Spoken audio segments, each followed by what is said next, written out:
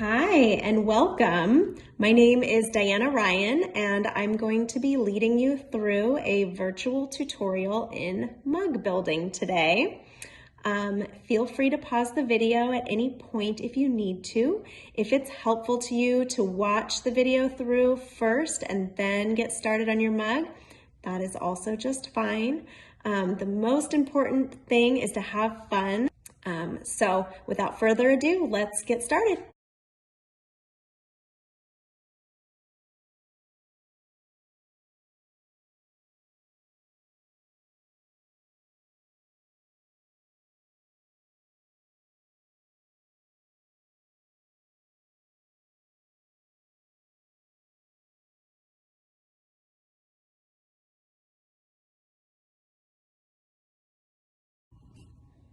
Hi there. So I'm going to show you how to make a template for our mugs. So this is just a piece of scrap paper.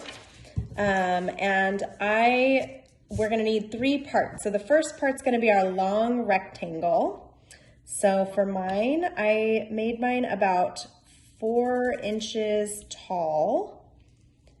So I'm just kind of measuring out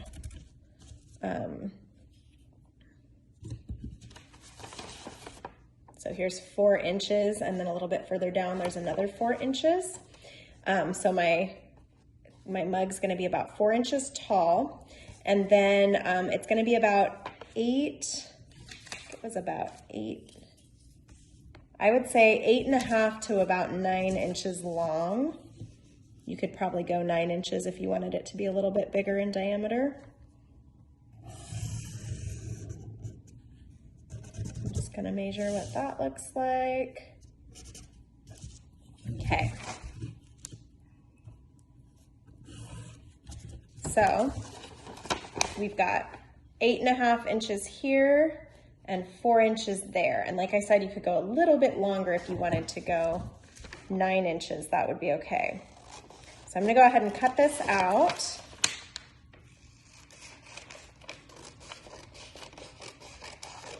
Doesn't have to be exact.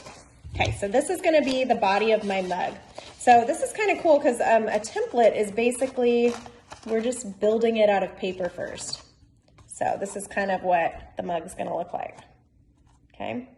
And so I need a bottom for this mug, right? So I'm gonna need a template for that.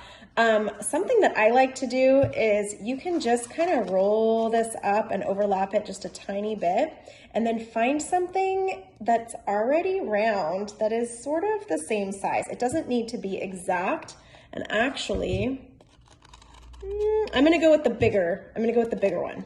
So I'm just gonna use this to trace my template. That just makes it extra easy.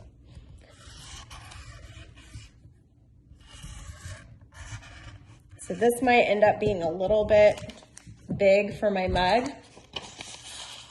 This kind of fits in the middle. It's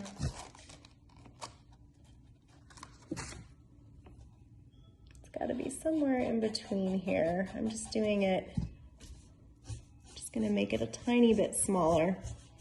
I could find another cup that has a slightly smaller top, but it doesn't really need to be. The clay is going to be very forgiving, so it doesn't need to be perfect. So I just made my circle a little bit smaller, but I think going a little bit bigger is okay. I'm gonna go ahead and cut this out so that I've got a circle for the bottom, and I can just kind of test and make sure that that fits kind of around the outer edge. So that's good. And then I'm gonna need a little piece for my handle. So for my handle template, we're gonna go about,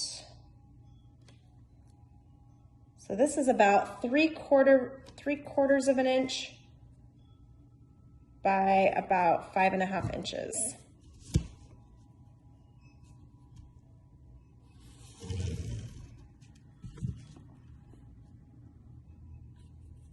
And I would say you could go a little bit skinnier if you want. You could go, I wouldn't go any less than 1/2 of an inch. So I think 3/4 of an inch is pretty good in terms of thickness, because you don't want it to be too flimsy.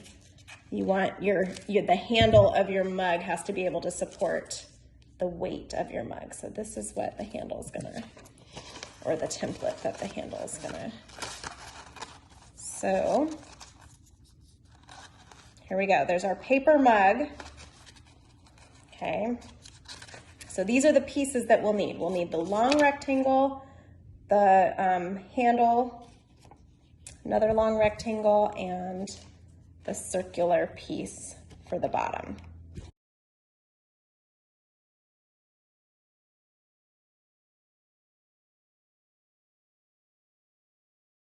All right, let's get started. So this is 1 pound of clay.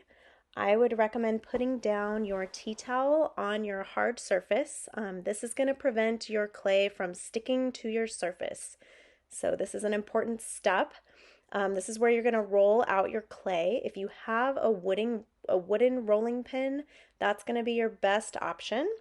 If you are worried about getting clay on your rolling pin or just to prevent sticking, you can put another tea towel over the top. That is optional unless you're using some sort of a ceramic or metal rolling pin, in which case your clay might stick to it. So I'm going to just go ahead and start by flattening out my clay and rolling it.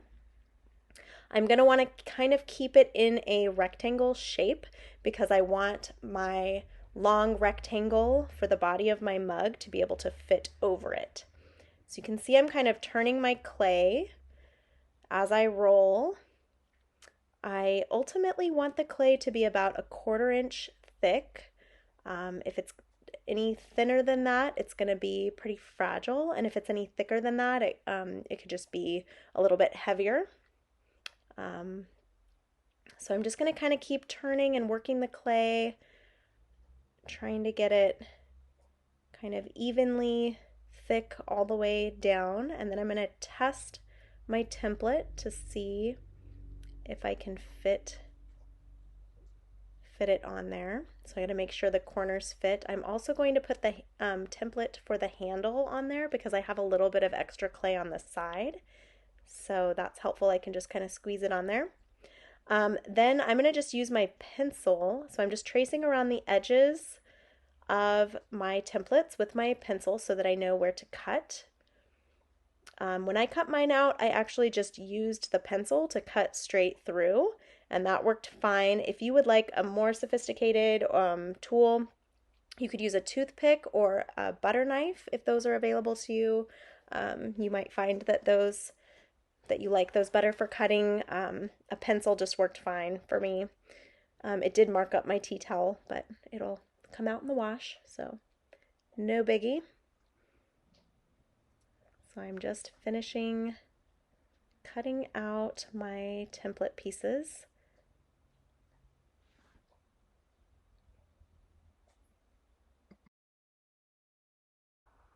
So I'm just collecting the little scraps on the side because I'm going to use those next. So here I've got my handle and my main part of my mug, and now I'm going to flatten out and roll out what's left of the clay so that I can use the circle template, which is going to be the bottom of my mug. So I'm going to do this in the same way, roll it to about 1/4 inch thick, use my circle template, and I'm just going to trace around, cut that out, and then I've got all 3 pieces for my mug, and I do have a little bit left over, but we're going to use that later to get creative. Next, we're going to think about what kind of a texture we would like to use on our mug. And so I have some leaves, I have some doilies, I have some stamps.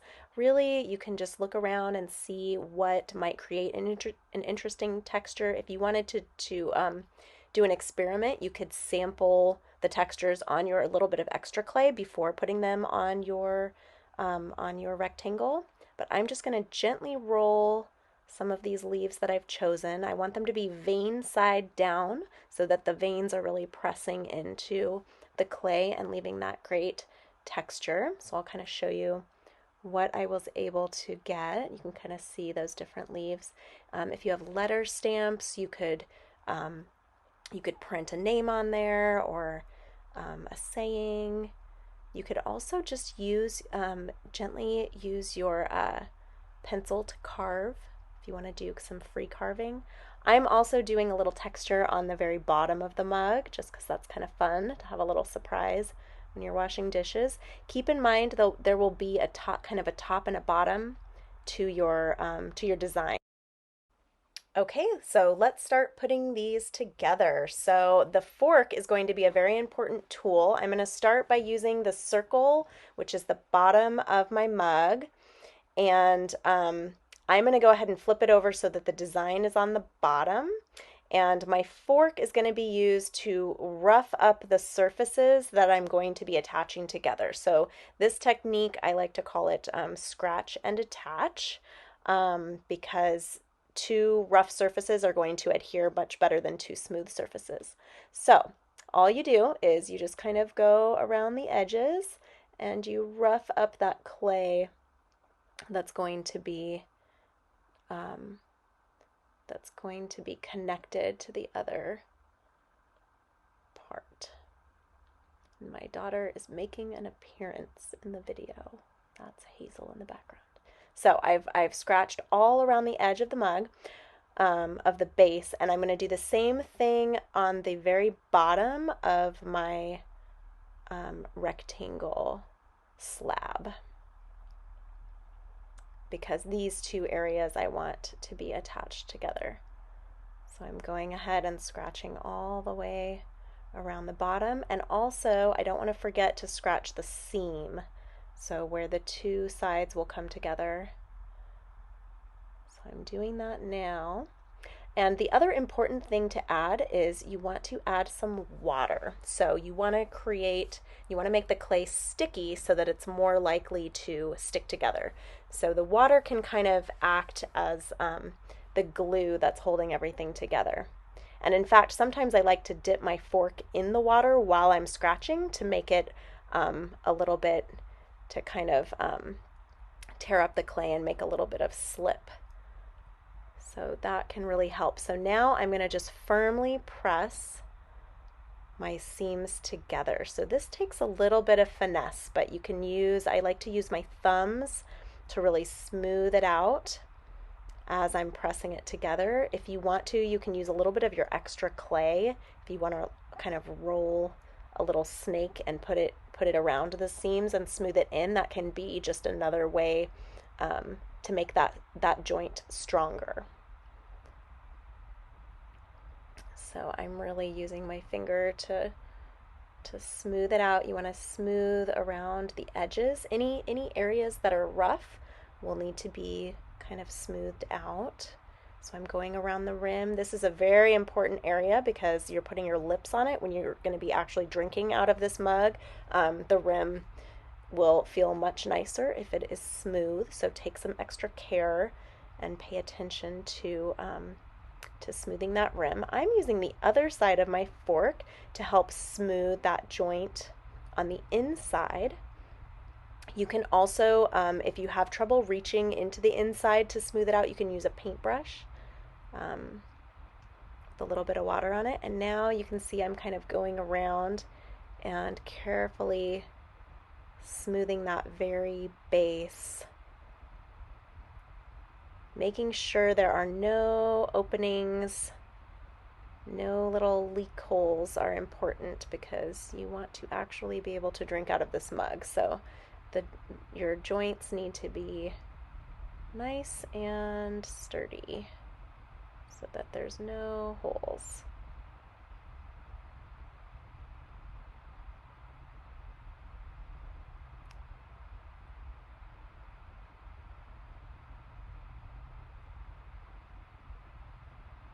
So if you smooth things out so well that you can't tell that they used to be two different pieces, then you probably have done a good job of smoothing. If you can still kind of see the line, then you might need to smooth it out a little more.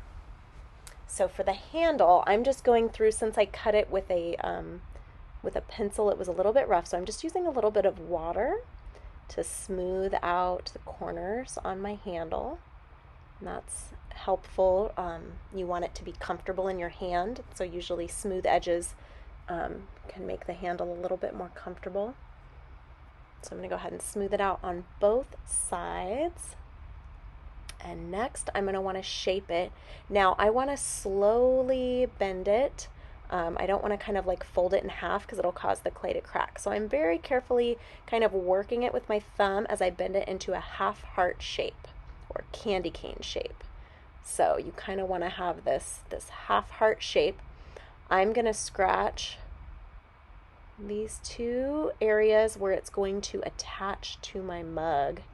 So if it's folded over, I want to attach that area near the top and the area at the bottom. And then I want to hold it up to my mug and just kind of see where it's going to go. I can kind of mark those spots, and I'm also going to scratch where it's going to go on the mug. Now I'm putting it right directly over where my seam was. You don't have to do it that way, but I feel like that gives it a little extra support in that seam area. It's kind of one more way to make that seam stronger by attaching the handle right there.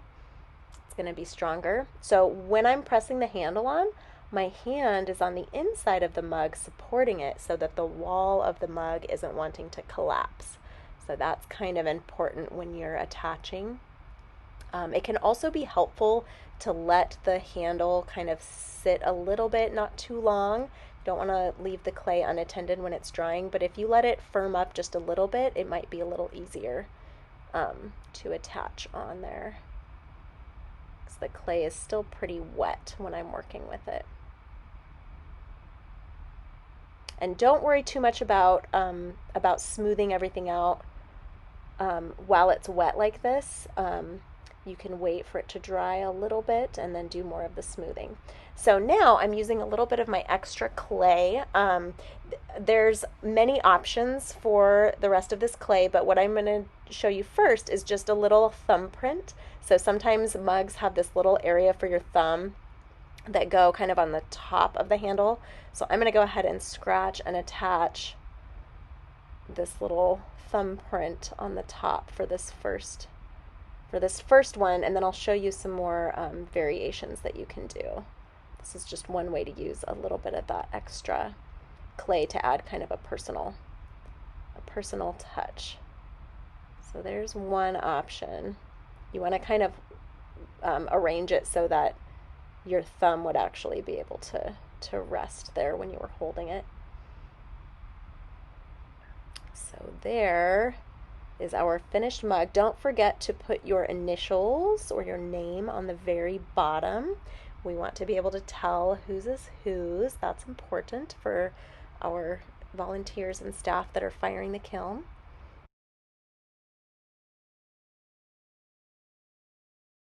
All right, so you might find that you have a little bit of extra clay after your mug is already built. So I wanted to offer just some fun little additional things that you can do to personalize your mug. So here's one. This one is already bone dry, so it's going to be really fragile, but you can see that I just rolled some little snakes and I scratched and attached these on and pressed them on really well. So that they stuck, and I just added some extra designs around the outside edge of this mug. This mug, I also kind of roughly attached the bottom just to create a little bit of uneven texture at the very base, and I went ahead and added the little thumbprint handle. So that's one option, is to adhere things to the outside. The other option that I thought was kind of fun, you can also use your extra clay and shape them, just sculpt them into these little critters. So I just kind of made two little, for this little cat, I just made two little balls of clay, and I just found things around the house. So this marker top I was able to press in to do the eyes, which is kind of fun. And then I did the little tail. I wanted to hug the tail into the body so that it wasn't sticking out. If it's going to be sticking out, it's going to be very fragile. And I thought that this cat might look cute. Instead of doing a little thumbprint handle, you could just have maybe a little kitty sitting on the edge, or like a little bird or other type of animal. I also made this little fish. So I thought it would also be kind of fun if you wanted a surprise to put inside of your cup. You could get a, kind of a long, I don't know, like a skewer or something that you can use to scratch, because you are going to want to scratch and attach, but you could attach this into the inside so that when you looked in to the bottom of your cup, you would see, oh, you can't really see it. You would see a little surprise in there. So attaching these on, you will want to scratch and attach the same way that we put together our mugs, just to make sure that where two things are joined, there's a very strong joint and they won't pop apart in the kiln. One other last thing that I wanted to mention about drying is that these are going to be really fragile when they're bone dry. So you can kind of see the difference. This one, I'm not going to attach this because this handle's already starting to dry. So I'm actually not going to be able to attach this because they're too different. This one's pretty wet and this one's pretty dry. So I've had this sitting out for too long, and then you can see the difference. This one is bone dry. So that means that's all the way dry, and this one is not quite bone dry. So you can see this is kind of a lighter shade of gray. What I would recommend in the time when you are, so you're going to be finished with your mug, I would probably just grab a little light piece of plastic, and I would just loosely wrap it, and that will let it dry more slowly. And then put it in a safe place until you're ready to deliver it to the art center. It's much easier if something gets kind of bumped when it's still wet like this, it's much easier to fix. If something gets broken off when it's bone dry, you really can't fix it. So you'll just have to take care in getting this delivered back to the art center for firing. You can also kind of wrap it up and then put it in a box and just kind of transport it carefully that way to get it back. And you're also going to want to make sure to put your information on the bottom, so your name, and we'll let you know if there's any other information that you need to add. So have fun. I can't wait to see what everything looks like, and the little personal touches you might come up with, the creative expression personalizations you guys will come up with. So have a lot of fun, and thanks for joining me for this demo.